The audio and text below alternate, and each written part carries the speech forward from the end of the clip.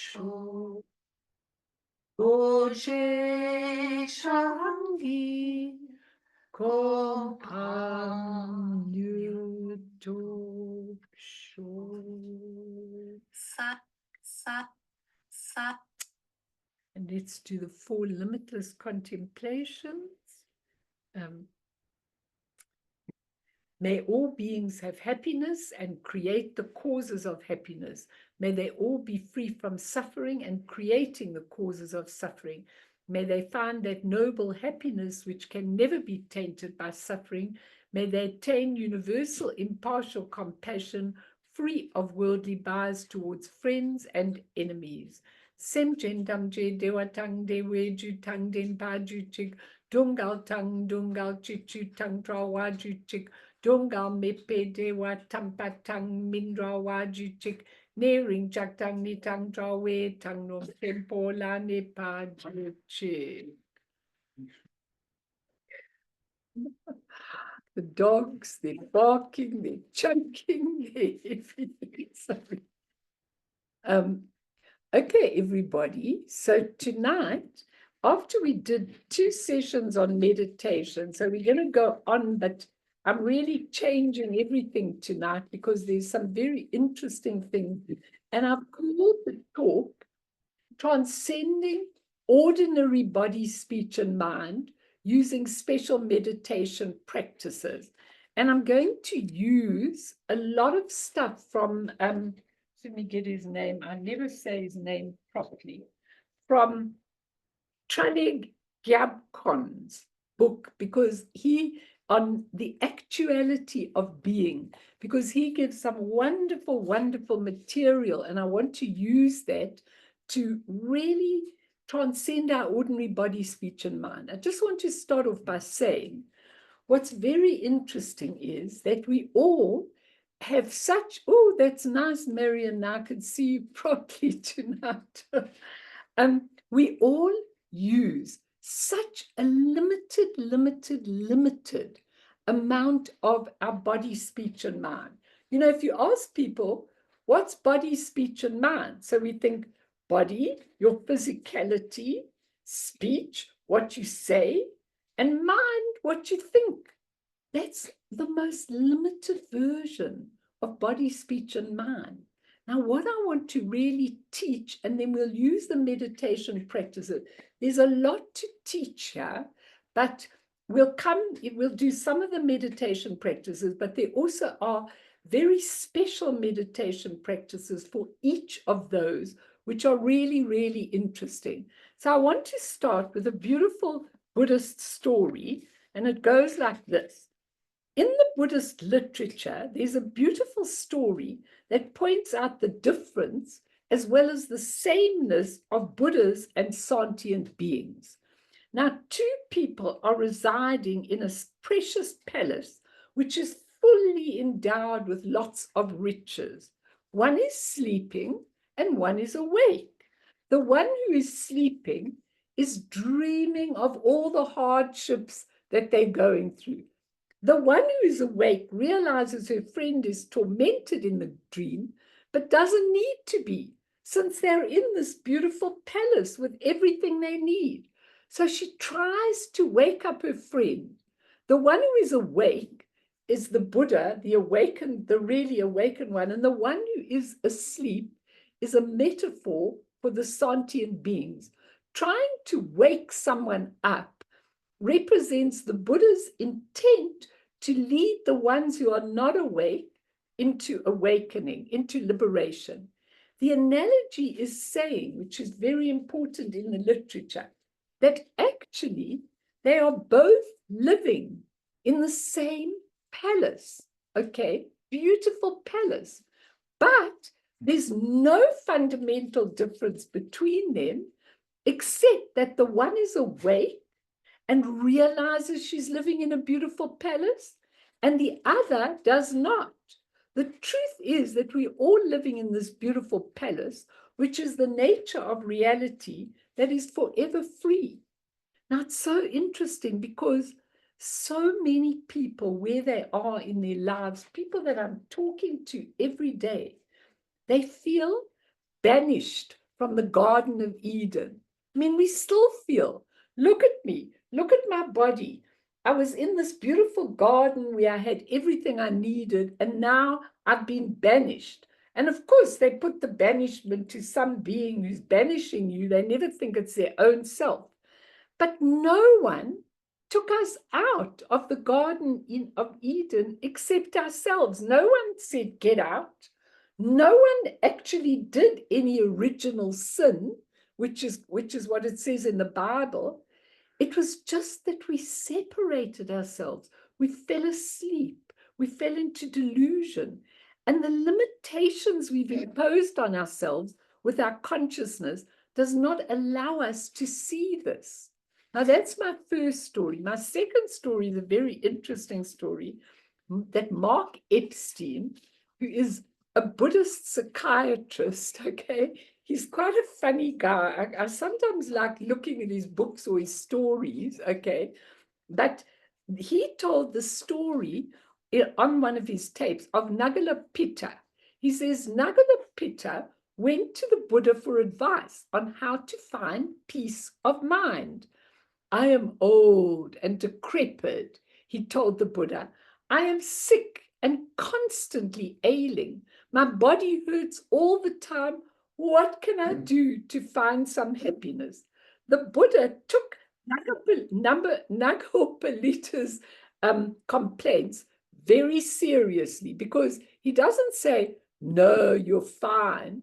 He actually says, he doesn't challenge his notion. And being a psychotherapist, Mark Epstein says he doesn't challenge his notion of being old and sick, decrepit and constantly ailing. He's actually saying, yes, you are old and sick. It is true, Nagalpalita, your body is old and sick.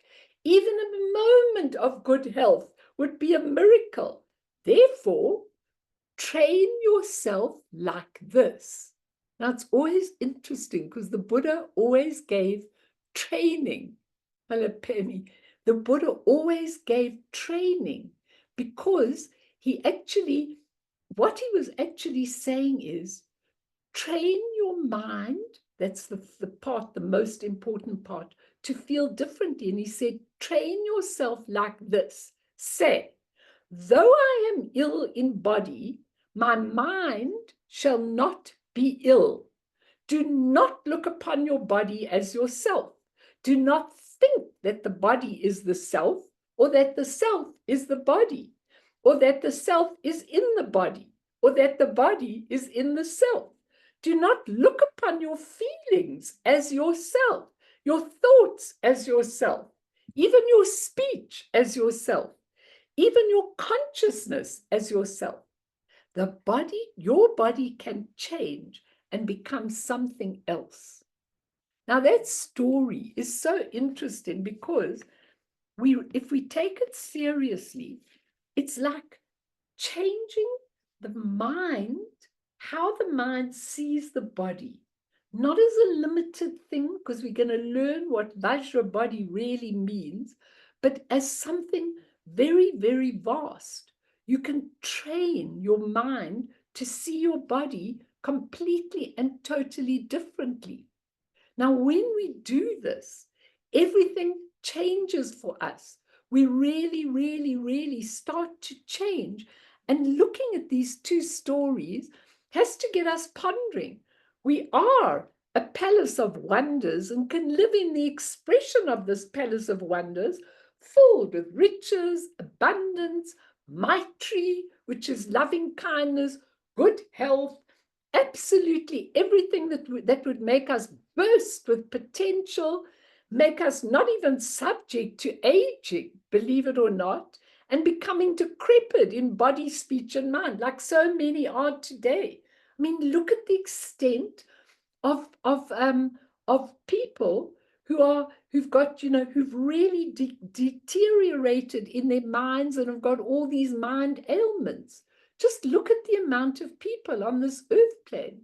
How many have got dementia? And what is the real meaning? I did tell you about this the other day, but it's such an interesting thing, because where are we going wrong? And aren't we getting tired of our ordinary body, speech, and mind? You know, whenever I walk into Lamayeshi Rinpoche and I say, how are you? And some days when he was here, I could see he just couldn't walk. And I watched this because I thought, this man who was always a spring chicken to me, you know, I remember walking. I don't know if some of you remember walking around the stupa with him in the morning at Sammy Ling. You could never keep up with him. I used to half run, you know, to keep up with him because he was. And now I watch him with a walker walking along. And when I say to him, how are you? How are you feeling? He just looks at me as though I am absolutely demented. And he says, if my mind is fine, I'm fine. You know, such a beautiful attitude to life. If my mind, and his mind is fine, and his speech has changed. I watch it because speech is not only what you say, it's the prana, the energy, it's the whole communication, it's everything, your speech. It's really the sound. It's got vast dimensions. We're going to look at a few, which is really very interesting. And to watch him is absolutely fascinating because the mind is clearer than I've ever known it. But his words are very, very few. He'll just say one word. He'll say more words if he doesn't know you. And if you come in and you're not Buddhist and all of that kind of thing, he'll say much more. But when I come, he might say 2 words here, 1 sentence here. And Kathy also experienced that, you know, he doesn't say anymore. But if you sit in his presence, you feel it's a different energy. So here we are in this palace with all this potential, this Garden of Eden. If we could just open our perception to see it, it would all be different. And yet we choose to live without Rigpa, without intrinsic awareness, without knowing. And we've done this for eons of time, totally conditioned that this is our lives, and that some people are really lucky to have good fortune and some people are not. We choose to live with ordinary body, speech, and mind, limiting our horizons and desperately trying to be in good health with our bodies, okay, and youthful in our bodies as long as we can. Secondly, to speak, we try to speak so that everyone will listen to us and understand us. It's so important. And we try to be a great thinker, to come up with something relevant. I mean, if you look, I never go on these social media, but if you look on these social media, it's like, who's smarter? Who's got something that will attract 1 million followers? If you attract 1 million followers, fantastic. So how did we get to these limited horizons? And it's very important because we want to be a great thinker in the mind, so we could really command respect or fame or reputation, or people will invite us everywhere. It's a very interesting thing, you know, about it. But how did we get to these limited horizons? How did we forget that our body, speech, and minds, right where they are now, are already Vajra, which means indestructible, not aging, Vajra, body, speech, and mind, or Dharmakaya, Sambhogakaya, and Nirmanakaya. We'll talk about those later. How did we delude ourselves and land up living in accumulated karma and suffering outside the palace, banished, all alone, thinking, I'm here, you there, you're much luckier than me, you're much more deprived than me? How did we get to do this when all we needed to do was not external, but simply move from unawareness to awareness, being able to see? I'll give you a chance to talk in a few minutes, which means knowing that we're not vaguely using our potential, and we're not. And some of us have moments of experiencing Vajra, body, speech, and mind. If you're on a journey and you're really starting to expand these, You have a moment of knowing a different kind of body, a different kind of speech, a different kind of mind, okay? And then back to the usual grindstone of trying to make our bodies healthy and fit and perfect and having Botox and having surgery and doing all kinds of things to make us look youthful. Meanwhile, Vajra body never ages, but we don't know how to get it there. So we're trying to do that with the body. The Buddha had a perfectly shaped body, a gorgeous shaped body, perfect, and it didn't age. I mean, he stayed teaching, I don't know for how many years. And it's so interesting because sometimes when I'm teaching, and like Ron was saying yesterday, there was a joy in the morning air in the group. When I'm teaching sometimes, for a moment or two, I lose the speech. And then something is coming, not from me, but through me out. And I feel it. And then I feel this exhilaration because I know that what I'm saying at that moment will resonate with people. Whereas many, many times I'll sit here and I'll think, oh my goodness, what I'm saying, people aren't getting it. Get your act together, find something interesting or whatever the case is. And it's a very interesting thing because if any of you have watched James Lowe's YouTubes, I mean, he can sit there for a long, long time with many hundreds of people in all different languages being translated, and people sit and listen. Okay, and they get what they want. There's no trying to please them, giving you questions, giving you time. He just teaches like that, which is amazing, absolutely amazing. But but when we look at it, there's some masters, like they say, the Tulku Urgent Rinpoche at the end of his life, suddenly all the aging disappeared. So he became much younger at the end of his life. And I've read lots of stories where masters actually rejuvenate before they die, so they look absolutely beautiful. And it comes from inside, not outside. And the Buddha used Vajra speech, as a lot of you know, no microphones. Everyone heard it in their right language. There were thousands of disciples, and they all heard it in their own language. I mean, Emaho, amazing, absolutely amazing. And our minds just, I go, oh dear, not only constantly thinking useless thoughts. I remember thoughts and feelings. I remember Tupton saying, he gave the number, I don't know if anybody knows that number, of how many useless thoughts and feelings we have in a day. I mean, it's quite frightening, you know, when you think of how many useless thoughts we have all the time. And not only do we have them, but we're totally attached and clinging to everything and indulging in these useless, outpouring thoughts that never leave us. And the Buddha's mind was emptiness, which means full of potential. It was spacious, it was luminous, it had clarity, it was open with limitless energy. So where to start? How do we get there?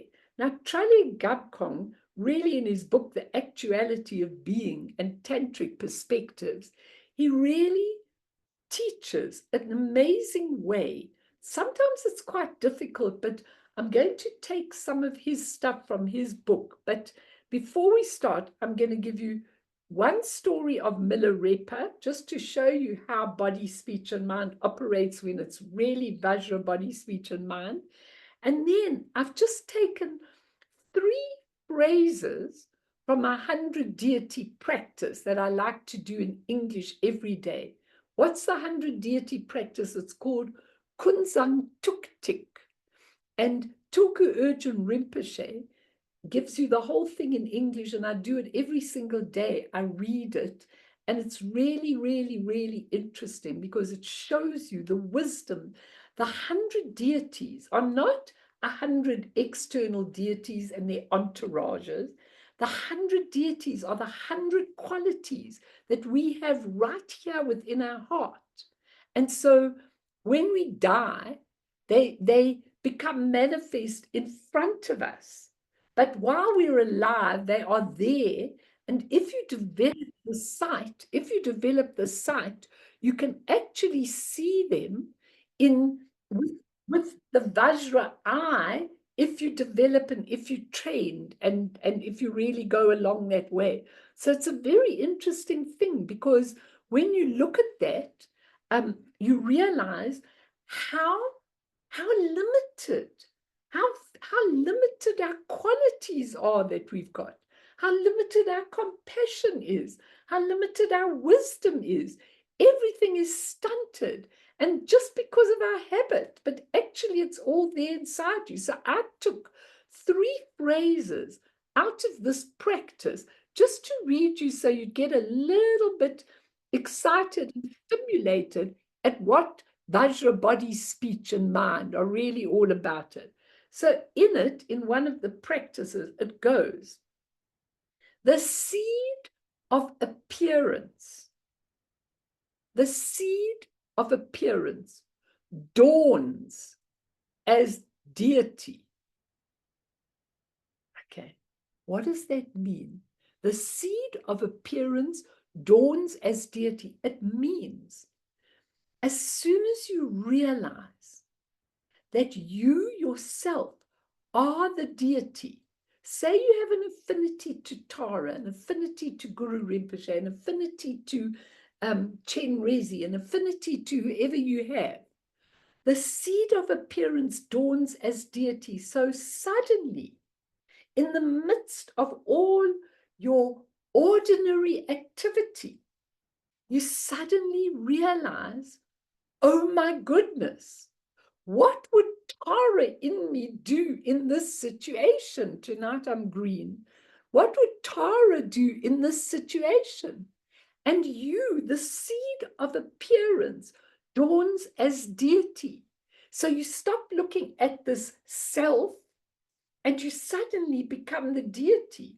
Now, it's really very interesting, because James Lowe does a lot of what is this self? What does it mean? Where does it come from? Who is this self?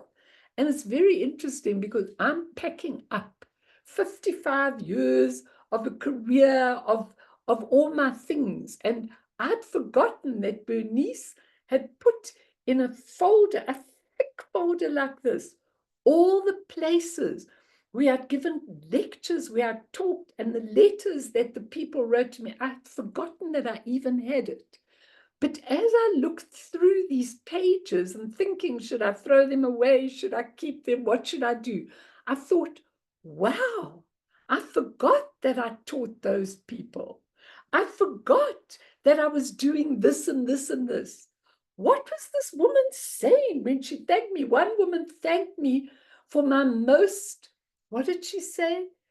Extraordinary gift that I had, something like that. She put some funny thing, that I was a weirdo, in other words, to them, but it was very interesting, something like that. I just looked at all these pictures, all these letters, all these things, all beautifully folded, that Bernice did for me many, many years ago. And I thought, well, who are you? I mean, when you were there, you were such a different self. And when you were there, you were completely different. And when you were there, what were you teaching? And when you did this, what were you doing? We're changing all the time in our identities. So how can we say, hey, this is me. Look, I want to be known as me. Then you've got to say, who's me? Who are you? Which one are you now? Which person is teaching now? What is it? So this particular sentence, and when you look at yourselves, you can see a lot of you have emigrated. You're in a different country. Who were you when you were in South Africa? Who are you now? Are you different? Are you the same? Have you changed? What can you say about yourself? Okay, so when you actually, the seed of appearance dawns as the deity, you are going, oh, I'm actually awakening to a new dimension. I'm changing. When I come to the gate of death, this body is gone. And who is going through the portal of death? What being?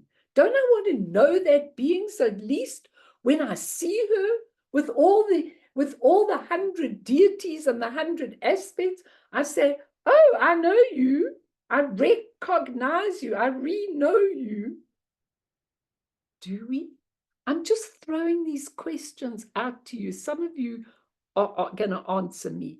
Then the second sentence that I took from the practices was, the seed of the sounds are realized as mantra, or you could say the seed of the sounds you suddenly realize are mantra. So when I'm sitting here this morning, and we've got all these workmen, and they're clanging on the wall, they're climbing up on ladders to fix this and this and this and this, they're climbing everywhere, and they're making a noise. What is that sound?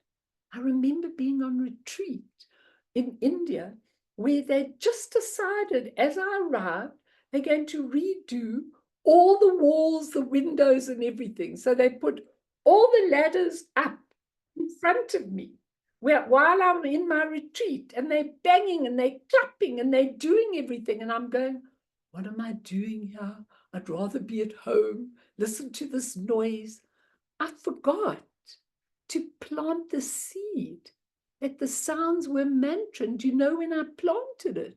Because one day, I've told you the story, but it's so fascinating. One day, one of the workmen in India saw me sitting in meditation, came up to the window, sat in meditation posture, and just sat there. And I looked up, I saw him sitting there, and I thought, oh, all these sounds, you are actually aware while you are doing it. You are watching me meditate, and now you're meditating. What is it? What are these sounds? Are irritating sounds? Can you hear them as om mani peme hungs or oms? We're going to do some exercises in a few moments. Think about that.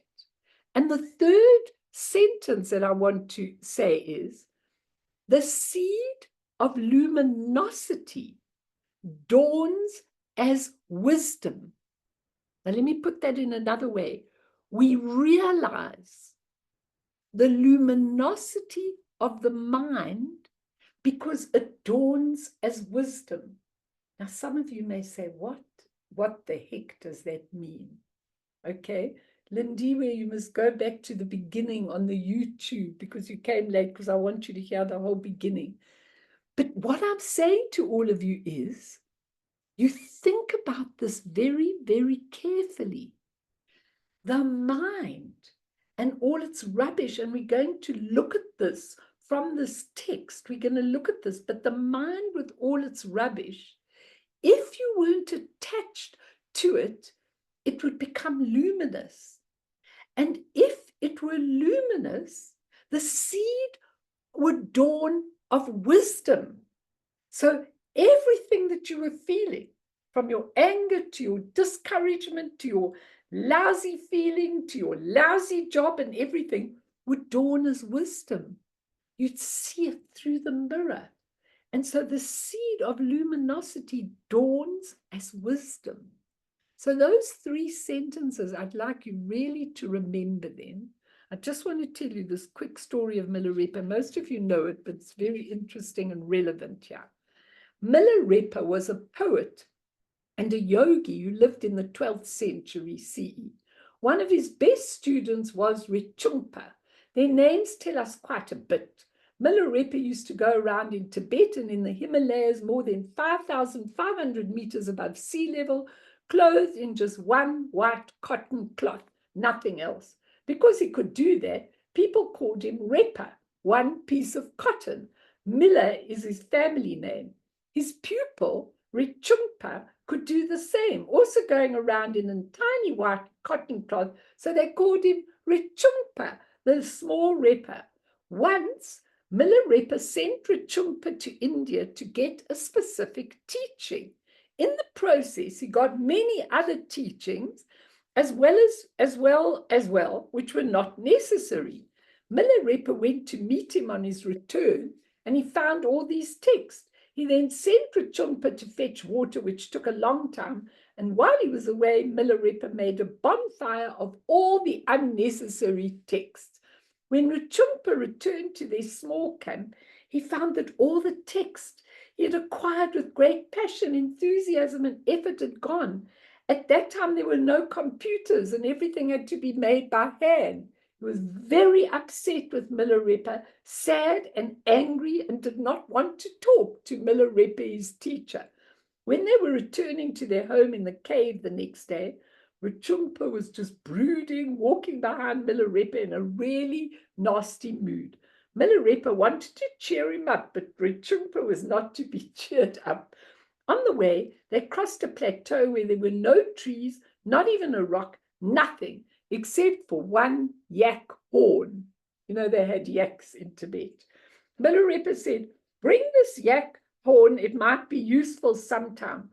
Rinpoche thought, "This is my teacher. He's gone completely crazy. Sometimes he gets gold and throws it away. Now he wants me to carry yak's horn." So he reluctantly picked up the yak horn. When they reached the middle of the huge plateau, a big hailstorm suddenly arose from the blue. There was nowhere to hide, not under a tree or anything. Milarepa said, "Quick, put down the horn, the yak horn." Rinpoche did as he was told, and Milarepa went inside the little yak horn and beckoned, "Rinpoche, come inside. It's so cozy in here." Rinpoche looked inside and found that the horn had not become bigger and Milarepa had not become smaller, but he was comfortably seated inside it with lots of space. And this is a true story. It's been told in Tibet for a long time. He wanted to crawl inside because there was this terrible hail, but he could not. And there was Milarepa inside, singing songs, not remotely bothered about the hailstorm. What can we say? I think Milarepa was demonstrating that the ideas, the mind we have and usually hold on to, are not completely and always necessary. So throw it open before we go on. And we're going to do some meditation very, very soon. Anybody want to say anything? Because I've tried to stimulate you so that you actually start saying, but maybe I want to develop my body, speech, and mind. Why should I live with a wrinkled body? Why should I live like this? Why should I not be able to crawl into a yak horn if there's a storm? How did he go into the yak horn? How did he fit there? How did his big body go there?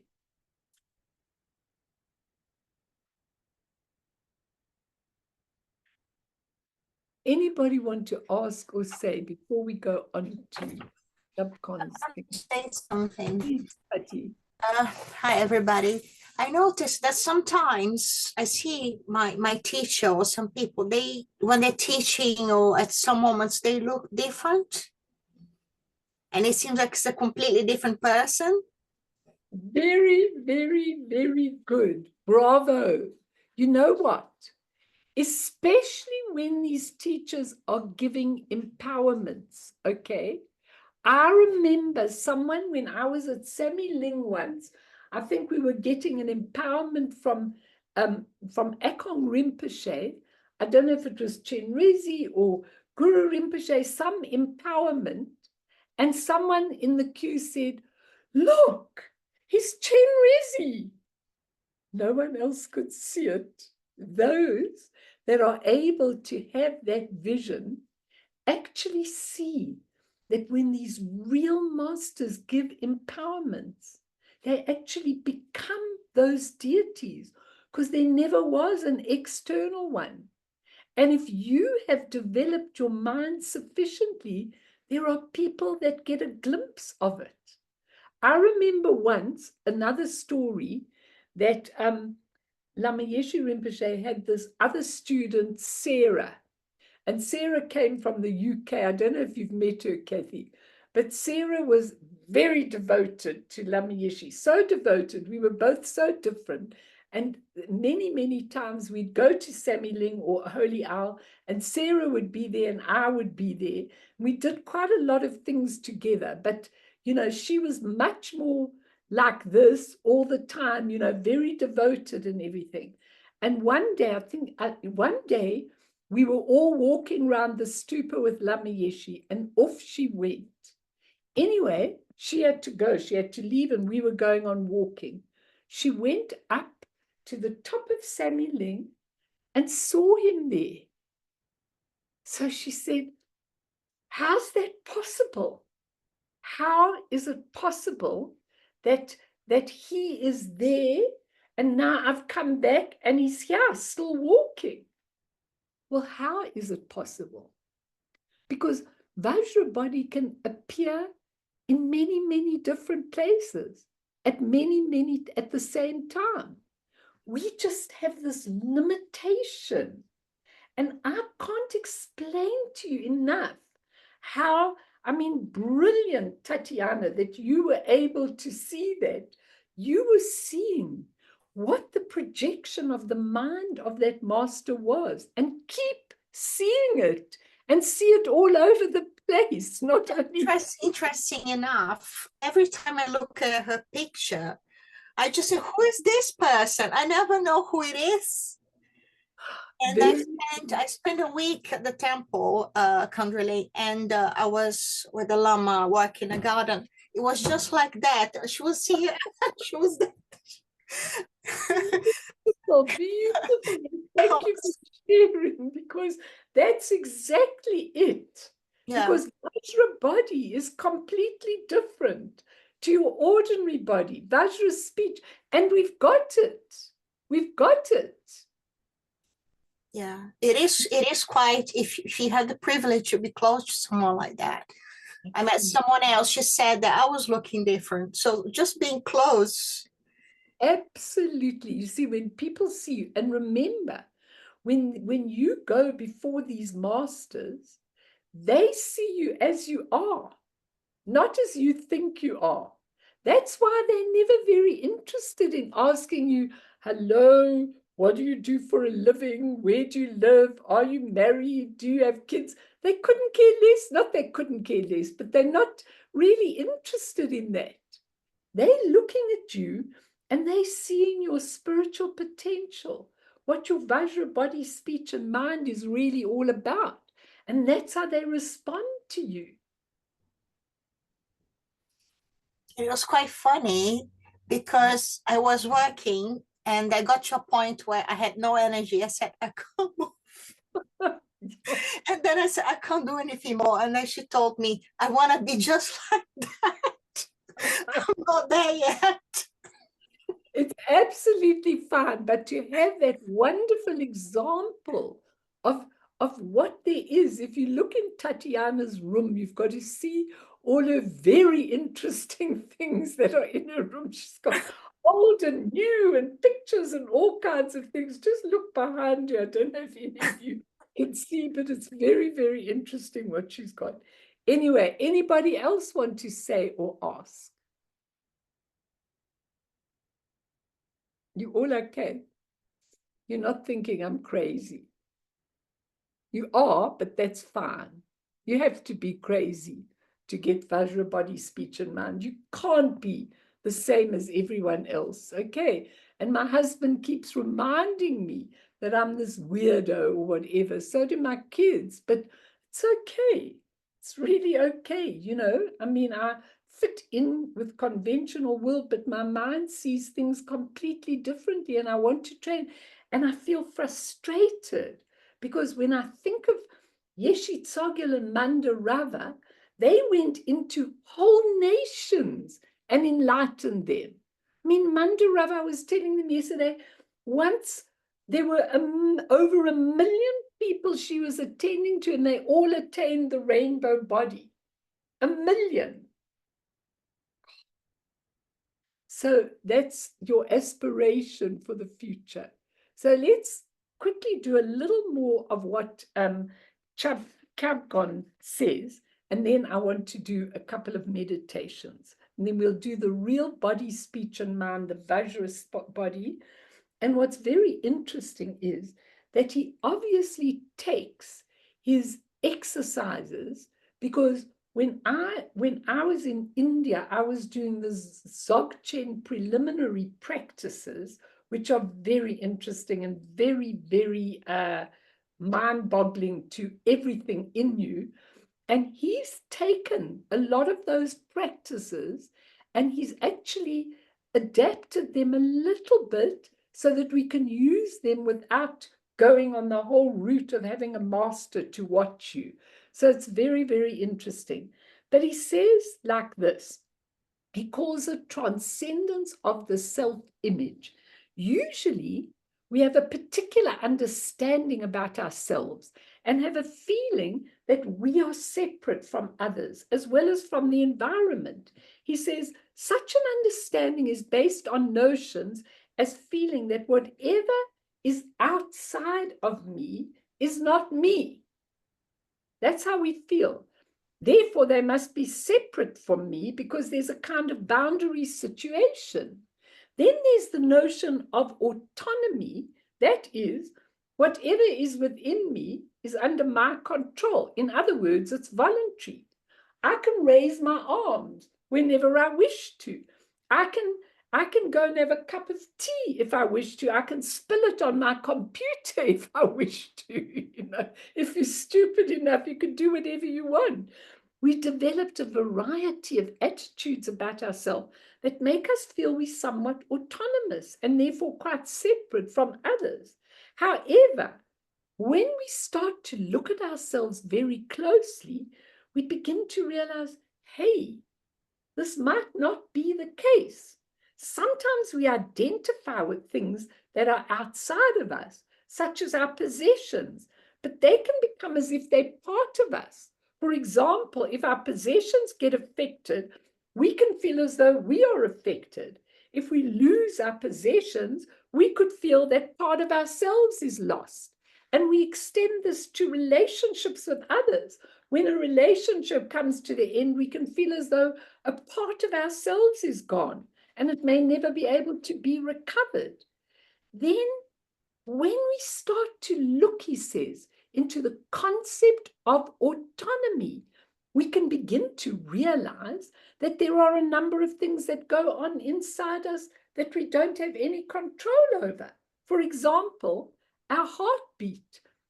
He says we have absolutely no control over how many of the physical processes that go on within ourselves. We don't decide to have a headache, but we may get one nonetheless. And we sneeze even though we're not meaning to, and sometimes in a terrible situation. The idea we use to define our identity are not only rudimentary or incidental, they're not essential as a definition of ourselves as a separate entity. All these different attitudes have developed about ourselves as a separate human being can be seen as based on belief, just what we believe. This belief is a concept that has to be overcome, especially if you want to transcend ordinary body, speech, and mind. In the Tibetan system, there's a particular practice that can assist. This practice basically involves giving up one's sense of self and giving oneself away. And I'll talk about that in a moment, but let's just do the beginning practice. So everybody get into a meditative posture. Okay, this will be very, very helpful to try and go beyond your ordinary body, speech, and mind. Okay, so I want you to just get into your lovely posture, your meditative posture that we were doing last week. And just breathe in and out a few times. Come to this present moment. see how precious it is that we all gathered together. How beautiful is this moment? Joyous, as Ron said. Absolutely uplifting. Just check your body first, that there's no tension in any part of your body. Check. Go right down from your head, all that you've brought in from the day, all your fatigue. Just check where it is. And you're just relaxing completely and totally.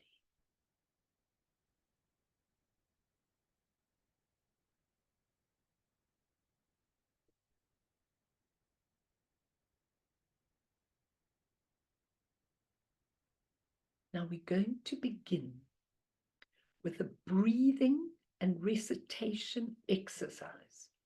In this exercise, we repeat the sounds ha, H-A, and hum, 7 times each.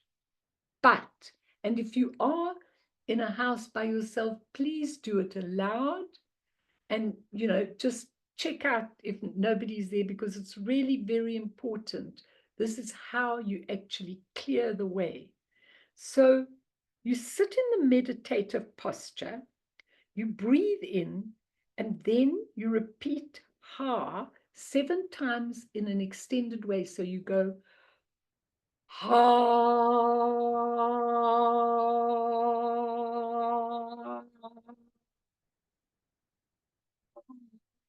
So I want you to do that exercise 7 times, but I want you to extend the ha. So it's H-A, but you're going ha.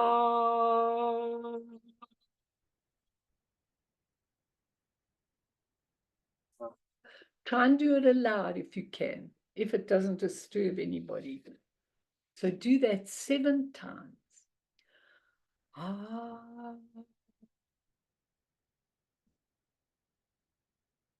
ah, ah,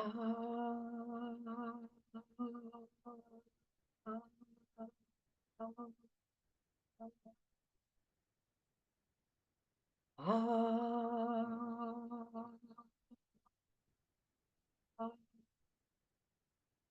7 times.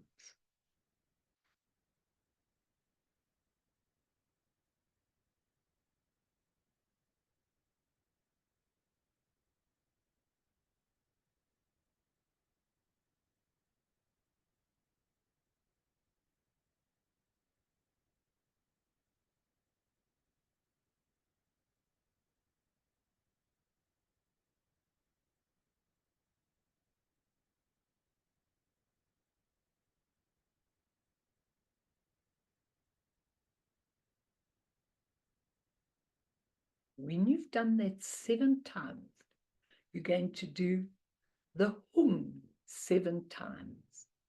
The hung is a very powerful syllable. And when I used to do the hung on retreat, it used to break things up. So in exactly the same way, you go, oh,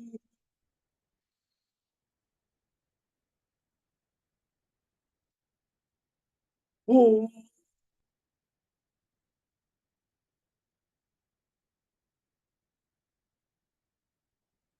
7 times. Long, extended sound.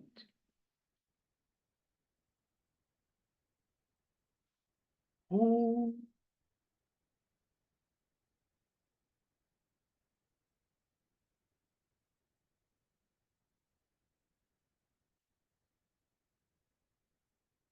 oh.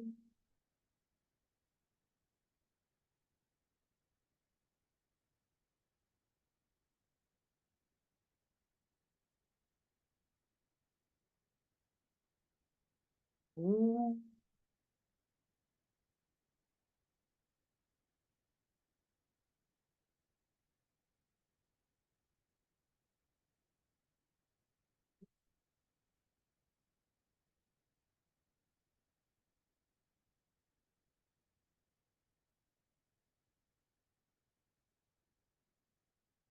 Now I'm going to say,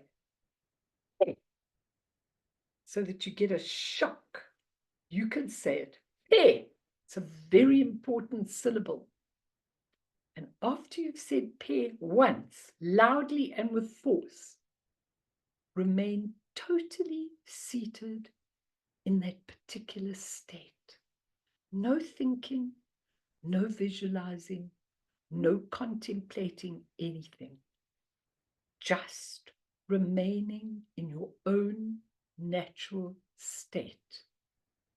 Pe is a device to stop one's train of thought so that one is completely brought to a halt and can easily remain in one's natural state. So if you start thinking, you go, after you've done the syllables, Pe! You do it loudly and you get a shock. You just sit. No thoughts, no visualization, nothing.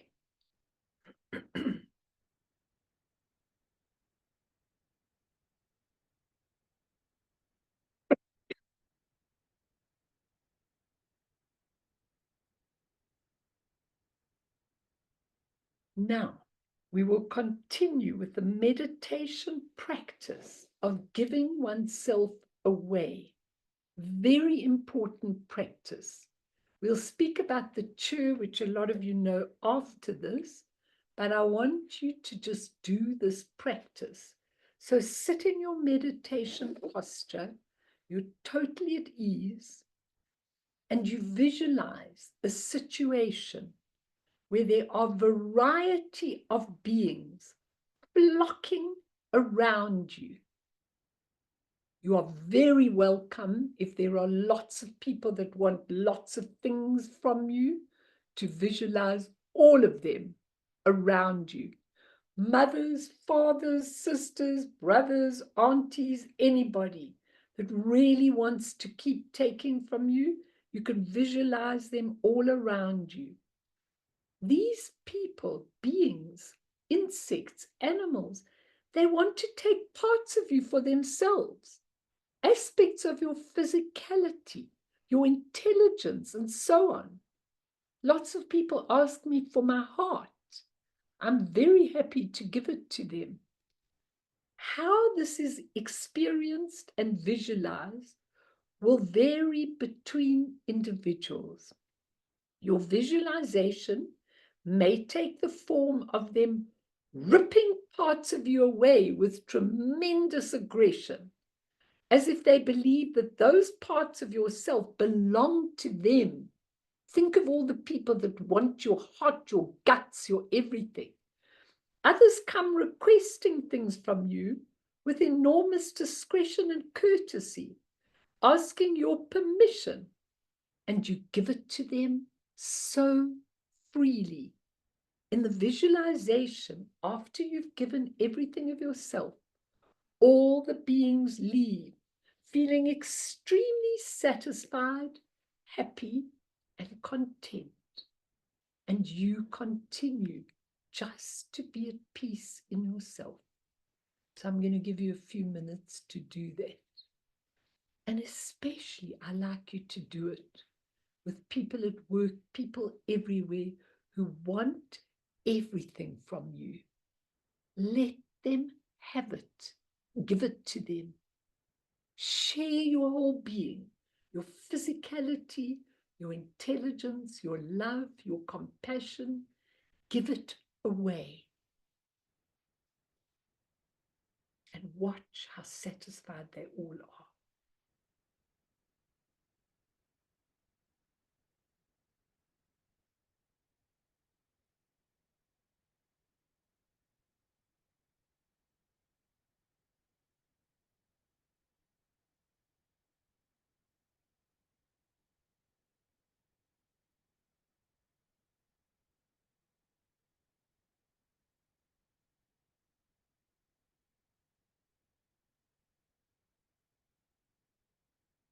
Give it freely, openly. Whoever wants can come and get. even the darkest of people. Give it to them, whatever they want.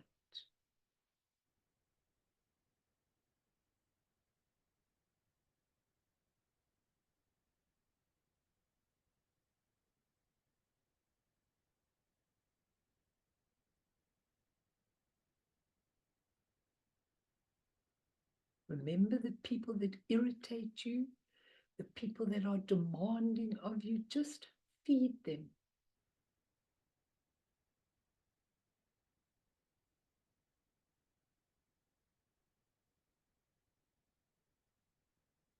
Watch how happy and satisfied they are when they get it from you.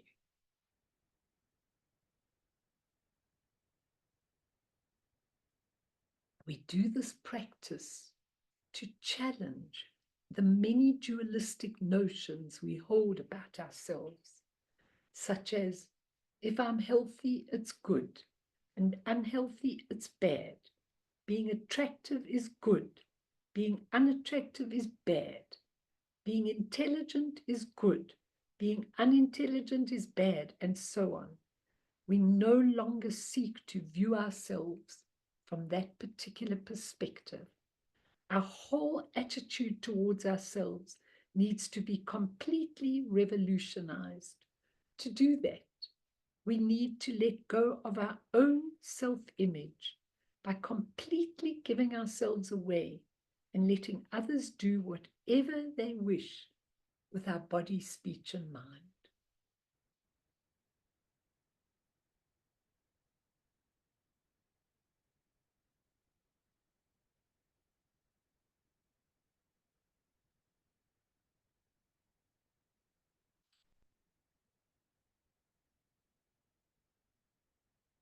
Now, that's a very simple version that is given of the chur practice. Such an important practice. You know, I know Martin and Kathy were with me when we went to the Kamapa in India and we got the chur empowerment. Anyway, after I got it, I was determined to do it, and I did it for a very, very long time.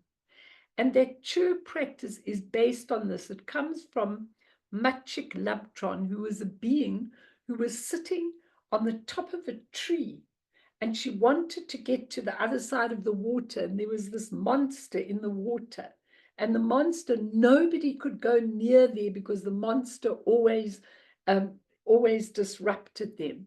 And so she was sitting in the tree, and suddenly she had this inspiration.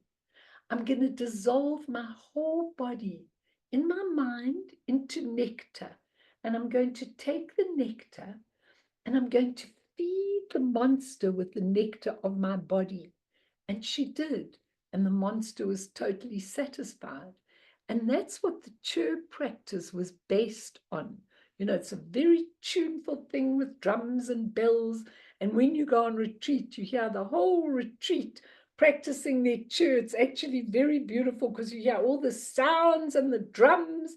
And you're supposed to do it like at about midnight at night. I never used to do it at midnight. I used to do it at about 9 o'clock. That was my maximum time to get up at the crack of dawn. But when you've done it, and when I came home, I still did it, you know, about twice a week or 3 times a week. I used to come and do it, and it takes a long time, about 50 minutes at night.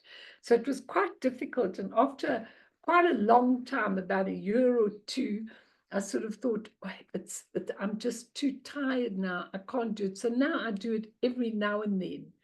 And when I do it, it's the most amazing, amazing feeling, because what I do is I line up my own demons, all the people who are really having a hard time. I line up all the leaders of the world who are really evil and aggressive and everything.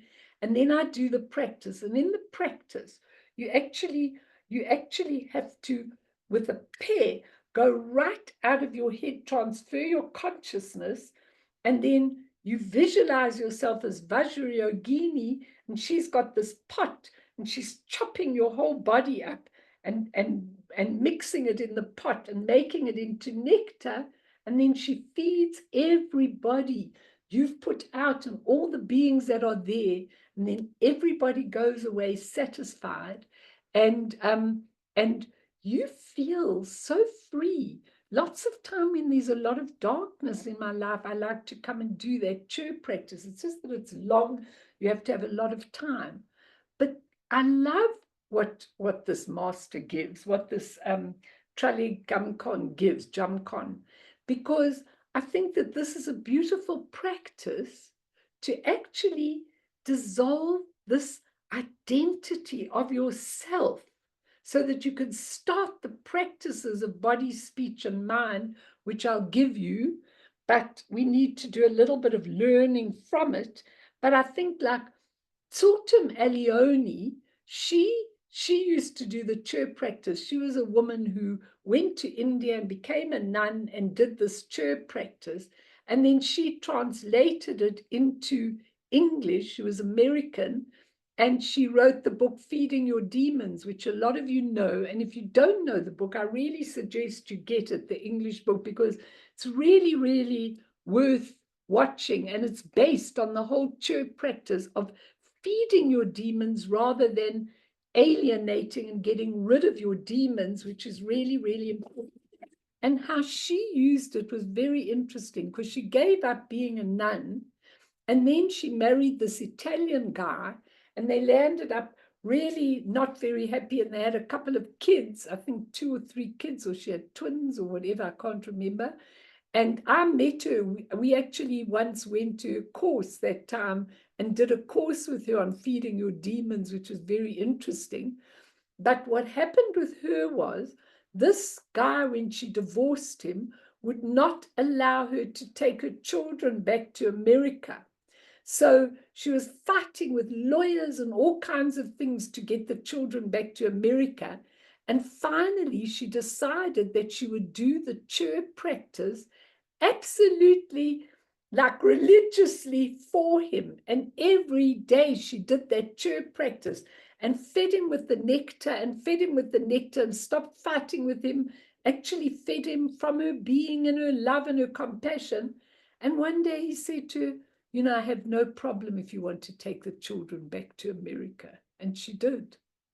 So lots of things can be accomplished when you look at those demons and you really feed them. And I think that's the beginning of transcending yourself.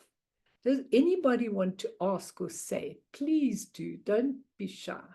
Because it's important that you understand this, everybody. No one? You all okay? Just want to hear my ambling voice going on and on. No, Mal, I've never ever thought of like a quick version like that, you know, like a quick, just a quick visualization. Wow. And it doesn't have to be pleasant, right? I mean, like it can be like for me, it was almost like flesh was being ripped off, you know, like they were having a good old feast. But now think about why you need it to be unpleasant. And maybe, think about that. And maybe in the future, you'll be able to do this little exercise. And maybe you'll have a lot of beings coming and saying, Kathy, would you give me a part of you or something like that? Because some were very polite about it. But you know, so many people. And I didn't mind that. I quite liked it. I mean, it was, you know, quite raw. But yeah, I mean, help yourself. That's true. I mean, you know, maybe I always have that tendency to be a bit hard, and maybe that's still there, and that's what it's showing. Maybe, and you need to look at it. But it's so interesting for all of you. I'm sure you all had funny experiences because, you know, there's always someone in your life that wants everything, that wants to own you, possess you, have you, you know, love you, tell you what to do and all of that kind of thing. And you feed them in this exercise. But when you start doing it, I can't explain it to you, but you get the sense when you're giving yourself away, you get the sense that actually you've got so much to give. And like people, a few of you have told me of people in your lives that so much want things from you and really want to take stuff from you, do this practice with them. But when they're not there, it'll really, really help them a lot and help you, because you'll get the idea that it doesn't matter if you don't give me what I want. I'm not here to get what I desire from you. I'm in this world because I want to gain enlightenment, and I want to give you all the things you really need. All a bit too quiet for my sake, but in any case. I think it's interesting. It's interesting to also to see what you're attached to. Very, very. That's a It's just very uncomfortable. It's uncomfortable to begin, isn't it? Because you don't know how to do it. absolutely. And kind of, I'm doing a chair practice in my house at the moment, because I know that this is not just a normal move. I know all the other moves I've had. You just think, oh, I'll keep this in case, I'll keep this in case, because I like this. I mean, especially in my shrine room. I mean, I want all of you to come and get what you want from my shrine room. I've got all these beautiful gifts from different masters and different people that have given me beautiful things. I don't know what to do with them, because I certainly can't. Where am I going to get a shrine room like this again, where I can put all the different things, So it's a very interesting thing, because I really have to give away that, and I have to find it inside me instead.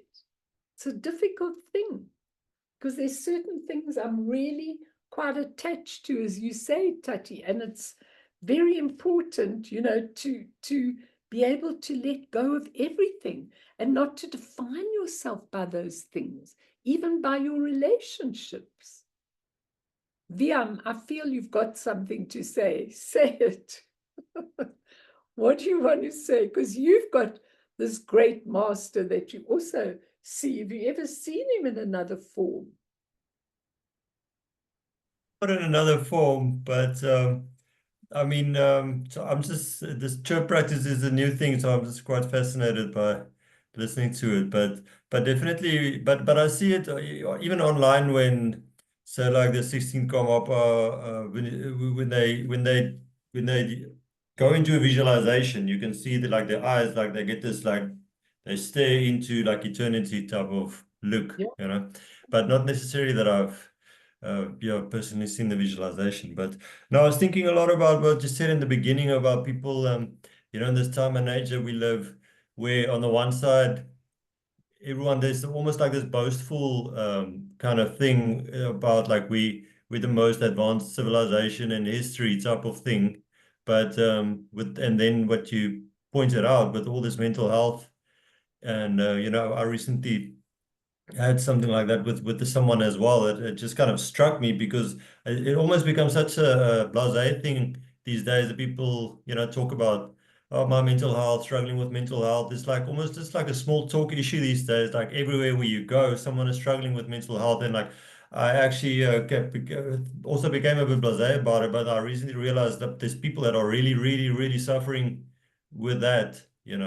And you mentioned dementia, like my aunt at 65, never smoked, never drank, like never overweight, just like they caught it like 3 years too late, and the doctor told her she's got 3 years left. She's already like can't walk over a street, she's forgetting, she had to take a license away, things like that, just like out of the blue.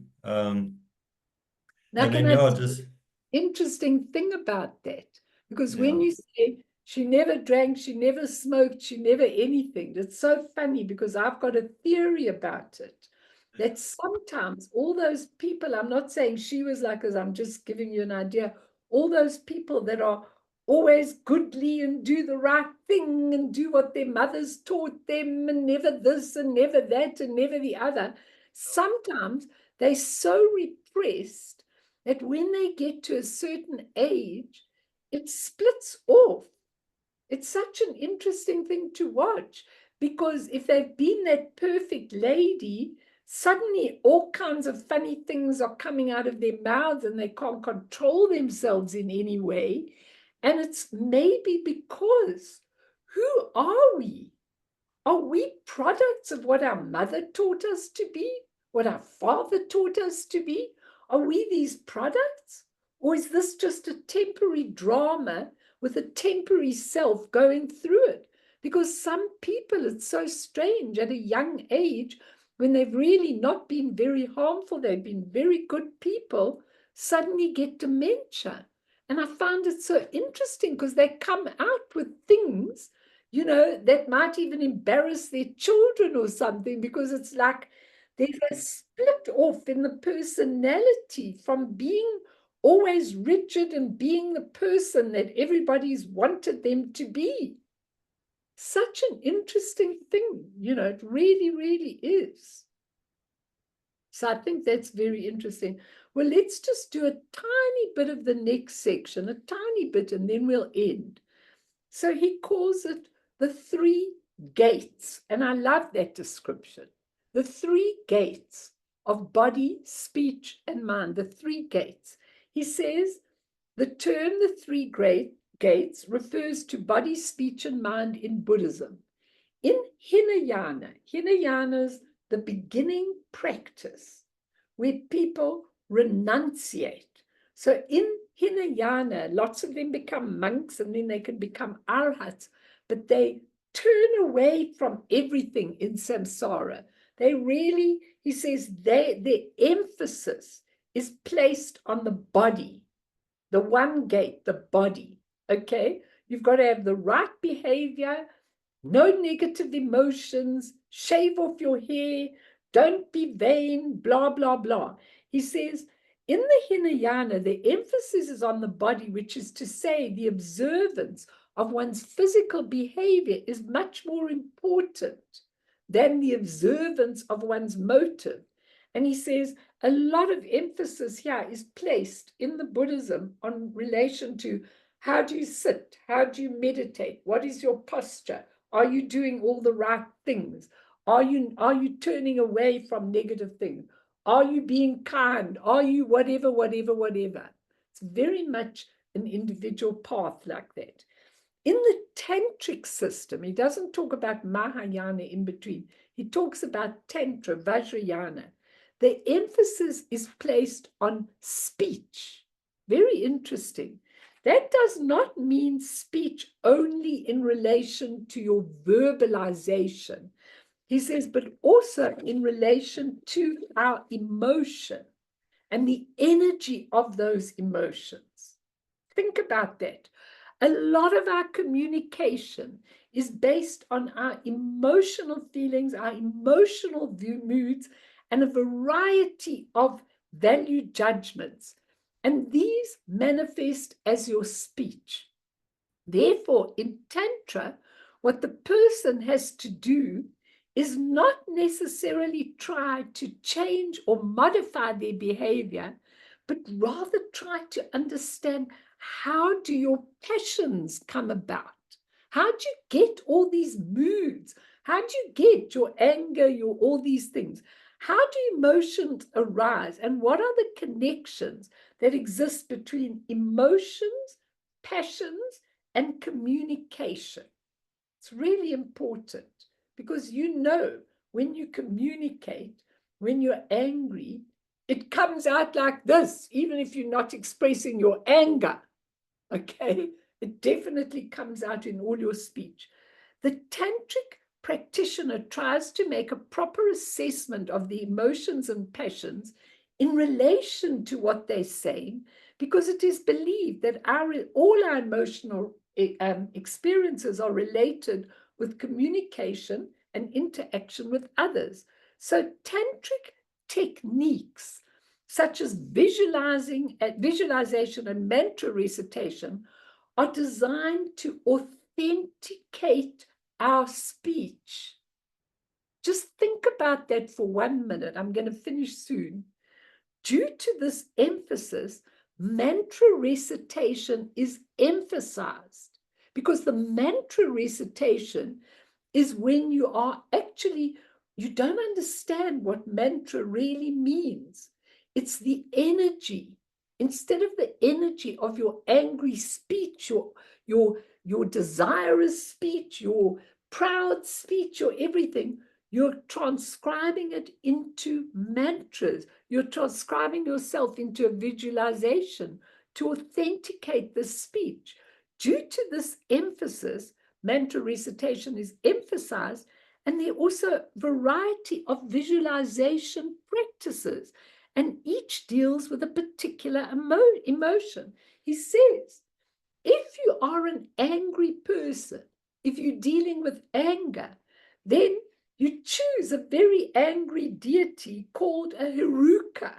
That is what is visualized. Now, all of you know these angry deities, okay, with their horrible faces, their two sides, their claws, their millions of arms. Sometimes they're like an octopus and everything. The way they present is so interesting, because in my book, when I do the 100 deity practice, there's always a picture of one of them, and I always go, good morning, Rahula. Rahula's got about 9 faces and down the side and everything. But of course, these angry deities, these Herukas, they're not really angry.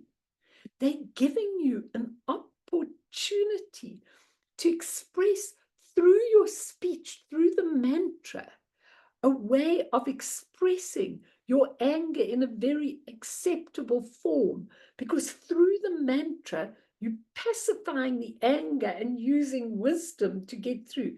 It's very interesting.